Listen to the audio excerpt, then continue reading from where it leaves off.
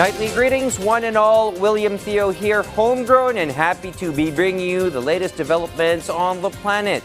And at the top of tonight's Late Breakers, the government stands firm in its decision not to extend the deadline for the consolidation of the PUV modernization program that is set to end on December 31st. Transportation Undersecretary Timothy John Batan maintained there will be no more extensions despite the persistent appeals of operators and drivers. There are still a substantial number of drivers and operators who remain hesitant to join the cooperative. Others say they are not willing to give up the ownership of their units. But under a cooperative, a jeepney operator will lose ownership of his unit because it will form part of the assets of the group.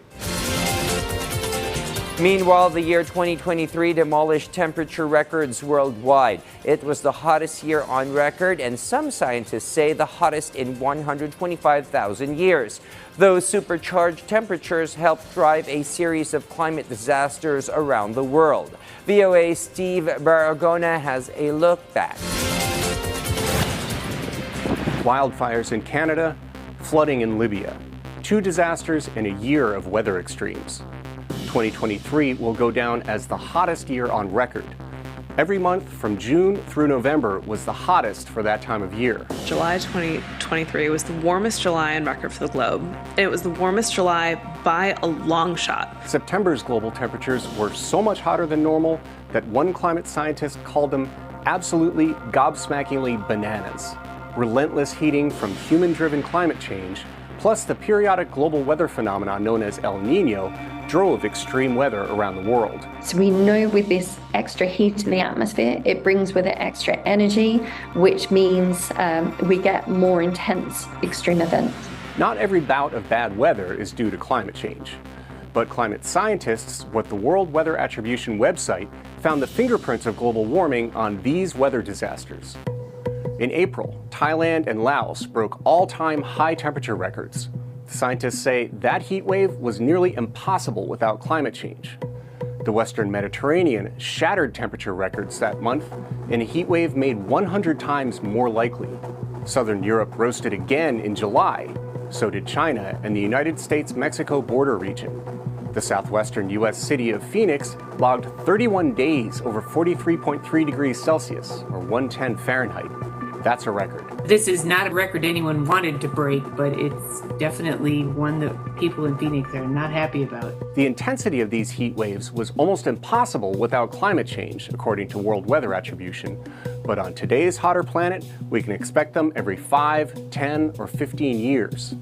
Higher temperatures dry out soils and vegetation faster.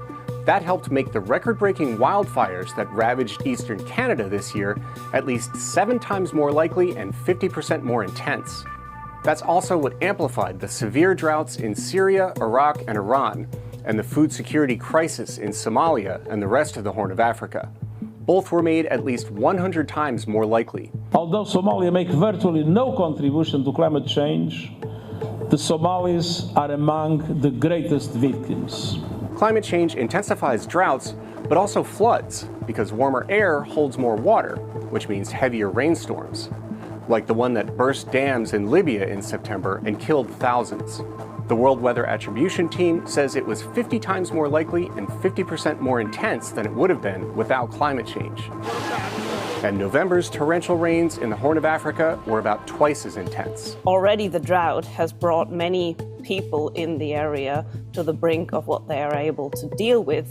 And this now followed by floods really shows the limits of what people can adapt to are really not far off in many parts of the world. And as long as we are keeping burning fossil fuels, these things will happen again and again and again.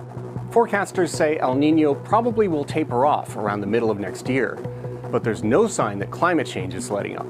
As we continue to warm the planet, weather that used to be extreme is happening more and more often.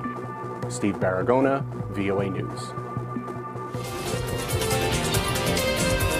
Santas of all stripes descended on Florida's Cocoa Beach this Christmas Eve, not to deliver presents, but to ride some waves and raise funds for a good cause. Beginning early Sunday, the beach filled up with thousands of adults and children alike dressed as Saint Nick, elves, or reindeers for the annual Surfing Santa celebration. Launched in 2009, the event raises funds for Grind for Life, a charity helping cancer patients travel for treatment, as well as the local surf museum. While dozens of wetsuit-clad surfers headed out to the chilly water, albeit much warmer than the North Pole, others were content to lounge on the beach under cloudy skies, sipping cocktails and taking in the programming, including a costume contest and Hawaiian dance show. Under a tent, volunteers were selling t-shirts and raffle tickets to raise additional funds. And that is a wrap for tonight. We look forward to bringing you the fresh and latest events around the planet same time tomorrow. Keep in mind to always work hard, aim high, give thanks, be of use as you catch the news right here. William Theo wishing you a restful evening ahead.